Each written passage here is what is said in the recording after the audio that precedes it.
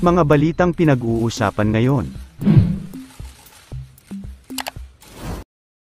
Stephen Fulton, wagi matapos talunin ng former undisputed bantamweight world champion, at isa sa mga pound-for-pound boxers na si the Japanese monster Naoya Inoue via technical knockout, sa katatapos lang nilang WBC at WBO World Super Bantamweight Championship battle.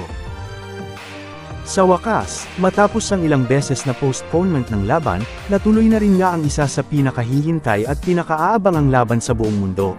Ang sagupaan ng dalawang boxing superstars na si Stephen Fulton at Japanese monster Naoya Inoue na nangyari sa Ariake Arena, Kotoku, Tokyo, Japan. Pinatunayan nga ni Stephen Fulton sa mga taong hindi naniniwala sa kanyang kakayahan, na tama ang kanyang mga naging pahayag na magiging madali lang ang laban niya kay Naoya Inoue at hindi na niya papabotin pa ng 12 rounds ang kanilang magiging sagupaan. Sa unang round pa lang ng laban, ay naging mas agresibo agad si Stephen Fulton sa pagbigay ng mga solidong suntok dito kay Naoya Inoue. Kitang-kita sa mga mata ni Stephen Fulton na gustong-gusto niya talagang madepensahan ang WBC at WBO Super Bantamweight belts, at mapanatiling walang bahid ng pagkatalo ang kanyang boxing record.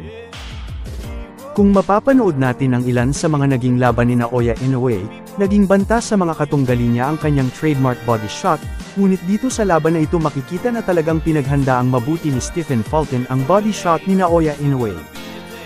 Bukod pa rito, hindi rin hinayaan ni Stephen Fulton na hindi niya magamit ang kanyang height at reach advantage sa laban, dahil talagang gumawa ng paraan si Fulton na dumistansya kay Naoya Inoue gamit ang kanyang mga straight jabs, upang mahirapang makapasok sa loob si Inoue.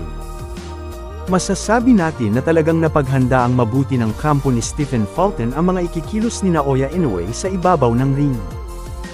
Ngunit hindi rin naman matatawaran ang husay at tibay nitong si Naoya Inoue, dahil sa makailang solidong patama ni Stephen Fulton ay nagawa niya pa rin na manatiling compose at hindi bumagsak.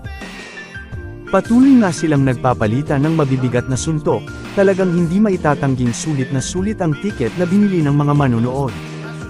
Tuloy-tuloy pa rin sa pagpapalitan ng mabibigat na suntok ang dalawang undefeated world-class boxers. Hanggang sa magpakawala ng napakalakas na right hook itong si Stephen Fulton na pumunekta at nagpabagsak kay Naoya Inoue. Nagawa pang makabangon ni Naoya Inoue sa right hook na yon, ngunit hindi na sinayang ni Stephen Fulton ang pagkakataon na tapusin ang laban. Kaya naman agresibo niyang sinugod agad-agad si Naoya Inoue at nagpakawala ng sunod-sunod na mga suntok. At muli nga na namang napabagsak ang former undisputed bantamweight world champion, pero sa pagkakataong yon ay hindi na nagawa pang makabangon ni Naoya Inoue. Kaya naman, matagumpay na napatunayan ni Stephen Fulton ang kanyang husay, tibay at galing sa pakikipagbakbakan sa ring, sa harap ng libo-libong manonood. At napanatiling malinis ang kanyang boxing record na mayroon na ngayong 22 wins, 9 wins by way of knockouts. Nadungisan na niya rin ang record ni Naoya Inoue na mayroon ng 24 wins at 1 loss. Ngunit nakakasigurado tayo na hindi ito ang huli nilang paghaharap, dahil tiyak na may magaganap na rematch sa pagitan nila Stephen Fulton at Naoya Inoue. Abangan na nga lang natin ang susunod na kabanata sa dalawang boksingero.